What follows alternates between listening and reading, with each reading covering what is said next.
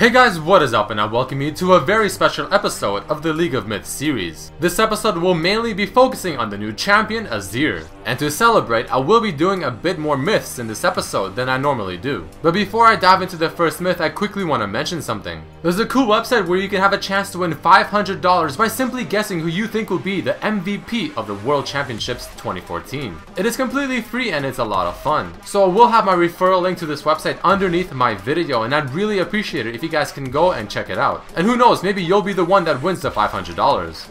But finally, on to the first myth. What happens if Kog'Maw, Karthus, or Zyra kill the Ascended Xerath with their passive? So if you're unaware, in the new game mode Ascension, there's a very strong Xerath in the middle of the map, and the person that gets the killing blow gets ascended, becoming a lot stronger and gaining a lot of bonuses. And it also brings you back to full HP. But what happens if someone like a Zyra, who technically dies, is still able to get the killing blow with her passive? As I'm sure you can see in the video, she revives, even though it has mentioned in the game that Zyra has died. And of course, for testing purposes, we also decided to do this with Kog'Maw and Karthus. And in this example, I did try it out with Kog'Maw, and as I finally killed the Ascended Xerath with my passive, walking around like a purple ooze, I get the killing blow and I become Ascended Kog'Maw, reviving back to full HP.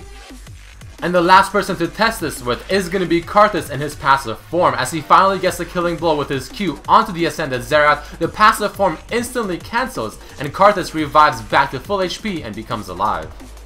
Jumping to the second myth, do ultimates like Vi or Nocturne's, jumps like Tristana or Ziggs, or Vlad's Pool or Fizz's Trickster go over Azir's ultimate? So for this one, there's of course going to be 3 overall test case scenarios. In the first one, we'll test ultimates that dash through things like a Vi or a Nocturne. And judging from what we see in this video, both of them seem to go right through Azir's ultimate. In the second test case scenario, Ziggs is unable to jump over the soldiers, and Tristana, even though it looks like she gets quite a bit of height with her jump, is also unable to.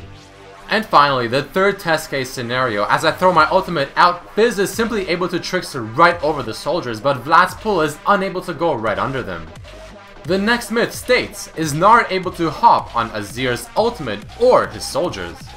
So first we tested this with having Gnar on the enemy team, and as I summon my W, the soldier, Gnar jumps on it and he simply goes right through him.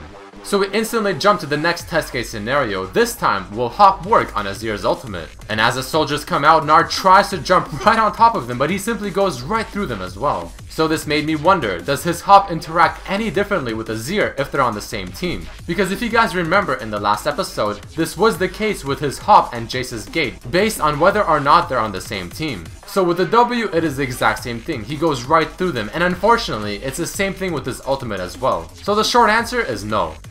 The next myth submitted by HKDL Dream Kitty on Twitter. What is the interaction between Azir's soldiers and Yasuo's wind wall?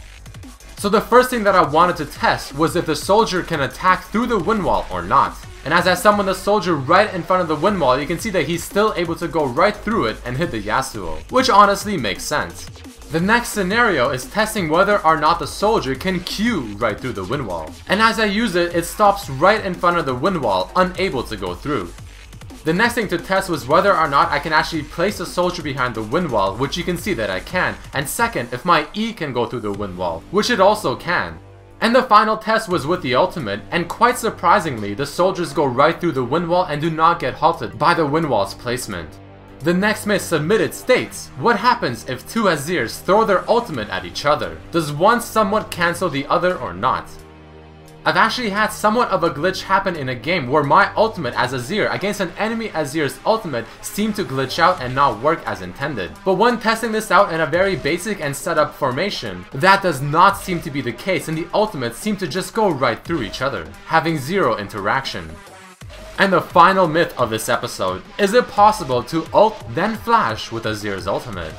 So using your ultimate first and then flashing is a very neat trick that is used mainly by Lee Sin players, because it reduces the time that the enemy opponent can react. But as I try to do it here, it does not seem to work as I thought it would, and it just uses it from the initial cast location, not regarding my flash.